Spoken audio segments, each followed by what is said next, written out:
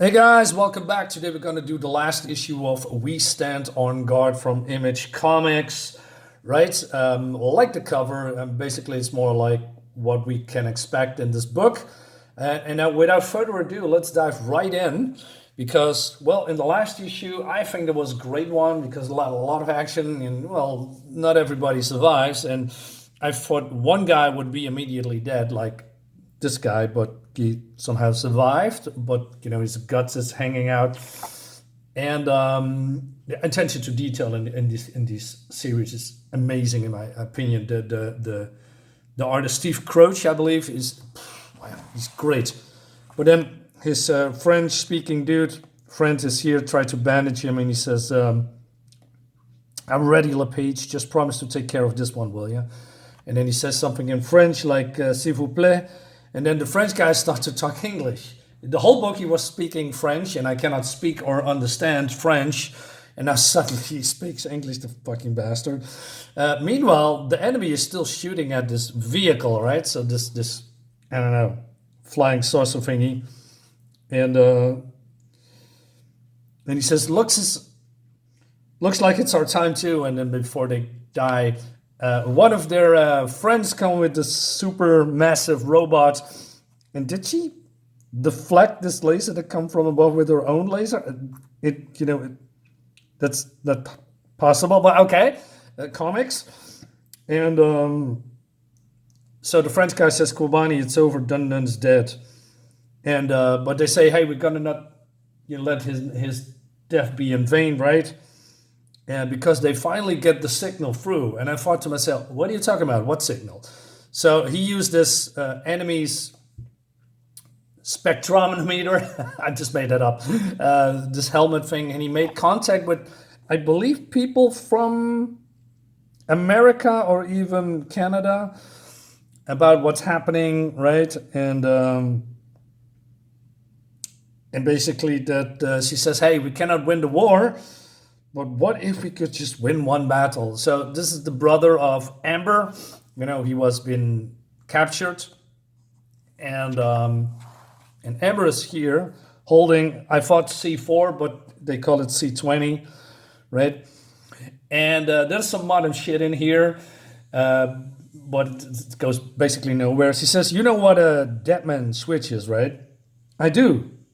But doesn't it feel like we should have come up with a less sexist name for it by now?" Really? What is sexist about Dead Man's Switch? What is right? And she says, "Hey, you be careful. I got more C20, than basically she has a lot of them, but then the enemy comes, and this woman says, 'Idiot, fall back. The kid and I are trying to have a conversation.'" So she's a little bit patronizing. So Amber says, "Hey, you're her, right? The bitch they call the American." Wow. My rep has made it all the way to Yellowknife. And she says, "Hey, I'm glad we already know a little bit about each other.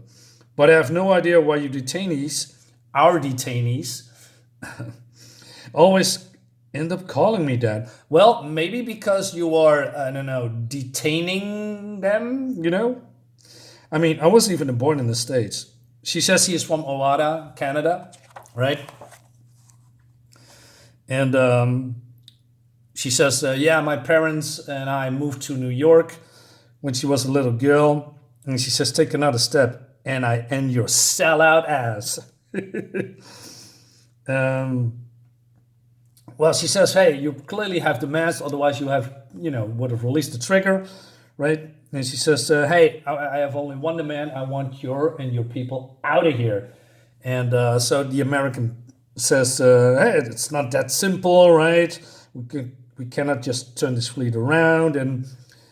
But Amber, she is very angry because they killed her parents, right, in the most gruesome way. She says, "I'm not talking about a single fleet. I want your entire goddamn military of Canada right fucking now." "I see. You and your friends know the Man of Steel is fake, right?" Talk about Superman, Superman being Canadian because they are being made by Canadian creators, right? And that's true. And this woman talks about saving humanity and working together because that's what Superman did, right? And saving humanity, says Amber, that's what you call blowing up your own president so you could have an excuse to pillage your neighbors. But then the American says, hey, let me show you what really happened, right? And then she's using some kind of a thingamajig to conjure up some imagery. And Amber says, hey, what am I looking at? General Ward, last Canadian to serve as your Chief of Defense Staff. And this is his final interrogation, probably before he died or something. And this recording says, yes, I gave the authorization and I do it again. Every intelligence source confirmed that a preemptive strike was our best and only hope of preventing the full-scale invasion your leaders has been planning. And Emma doesn't believe it, right?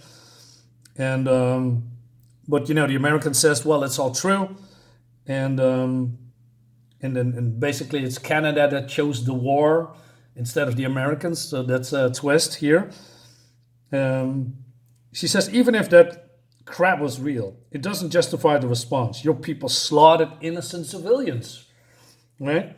Like your mom. What the hell makes you think she was innocent?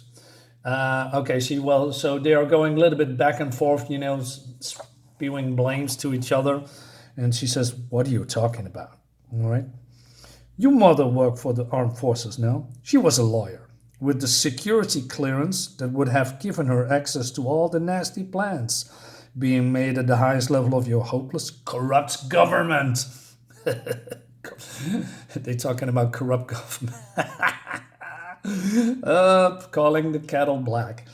Anyway, I get what you're trying to do. Provoke me, force me a mistake, but I'm not falling for your... And there's something attacking the ship that she's on, and it's the Megazoid, shooting at the mothership. It looks great. Like I said, it looks really good. And this guy says, hey, the Yanks suffer another devastating blow. He's still talking to the people, right? So maybe he has some kind of try to rile the people up or something, right? But it seems that this Megazoid is at its end. Things are blowing up left and right. And so this woman says, hey, I'm sorry, it doesn't look like the rest of our guys were able to pull up the big finale. But...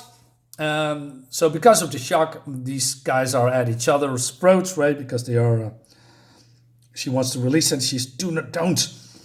You let that thing go. You won't be just killing us. If this ship goes down close to that much is it arsenic or arsenic? I'm not sure.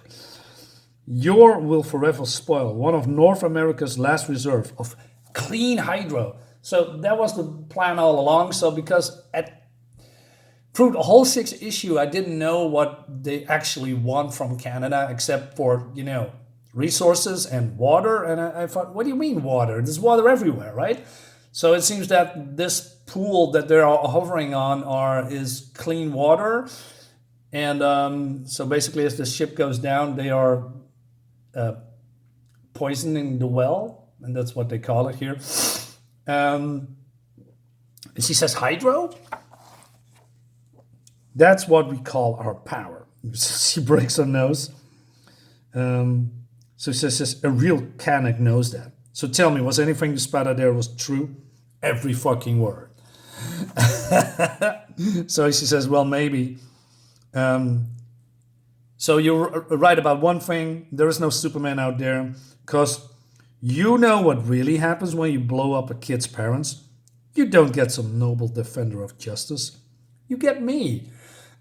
Yeah, like I said, she's real salty, and rightfully so. I mean, what would have you done if your parents were blown up? That's, as you can see in the first issue, and right in front of you, right? You would be pissed for the rest of your life. So she lets go of this device, basically pulling a suicide. So this whole thing blows up with everything on it, and. So this says, hey, please, you could tell me, God, that every beautiful frame. So he's live feeding this to the people, right? And so the American says, Our lead tinker is down. Those savages poisoned the well. What do we do, sir? So this is probably the leader guy. And I know. All right. Maybe someone's ashes. I don't know. Oh, wait a minute. This. Oh, okay. Now I. Jesus Christ! Now I see it. So this is the probably the soil of America, and they cannot grow food anymore, and they need clean water to do it. Right? That's the whole reason. This whole now it makes sense. It took a long time, by the way, but they could have told us a little bit sooner. Oh man. So so they say, are they seriously retreating? We.